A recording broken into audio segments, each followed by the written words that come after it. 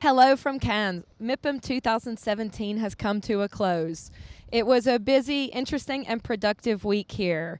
We had delegates from some 90 countries in representation, lots of topics being discussed on everything from real estate investment, development, urban planning, and of course, inward investment. Now, our editorial team of FDI Magazine was out in force, talking to as many people as possible to really get a mood for the market.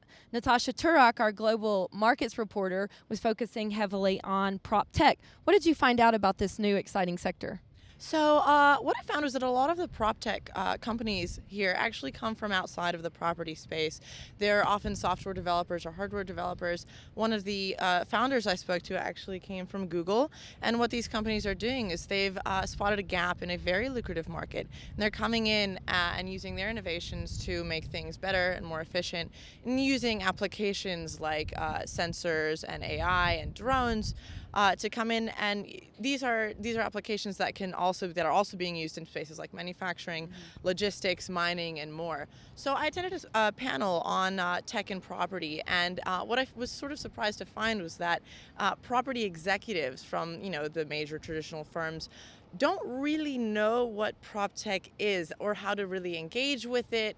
And how to best use it to their advantage. And the chief investment officer of PGIM Real Estate told me that, in fact, prop tech is probably 6 or 7 years behind, say, fintech, and that indeed the industry is a bit behind the curve when it comes to the more disruptive innovations. Property sector is a little bit notorious for being late adapters of technology, but there are companies out there, as you found, and there are innovations taking place. Where are they coming from?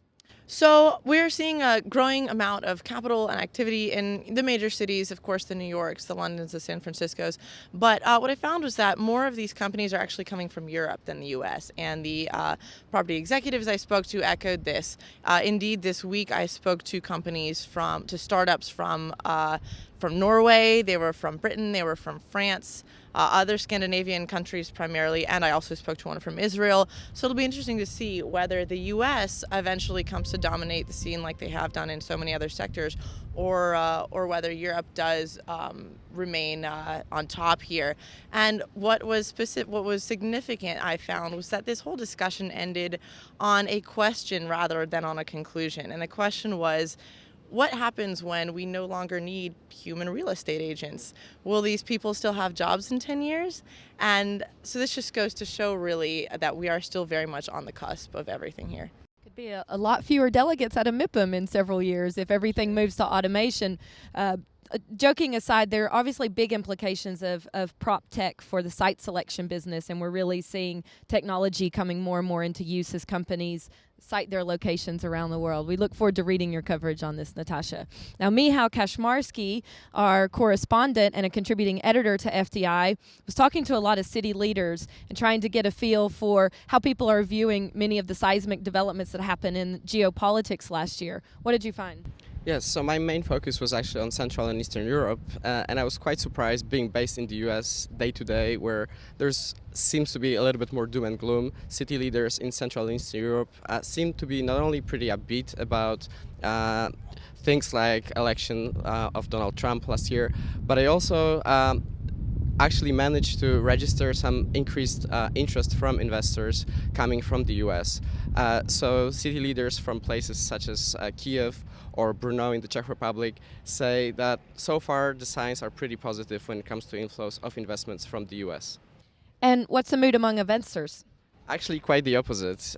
It was really interesting to see that I spoke to two different groups of representatives here at MIPIM, and their outlooks were completely different. Most of the investors said that they are mostly sort of waiting and seeing what's going to happen, what the Trump administration is going to implement, and the wait-and-see approach in our world, in the world of FDI, means increased rate of investments. Thank you very much. So I think that summarizes it. City leaders are being optimistic, perhaps because they need to be. Investors are taking very much a wait-and-see attitude while we see how things play out in the coming months. Thank you both for your coverage, and thank you for tuning in. You can follow all of our coverage of MIPIM on fdiintelligence.com. Thank you.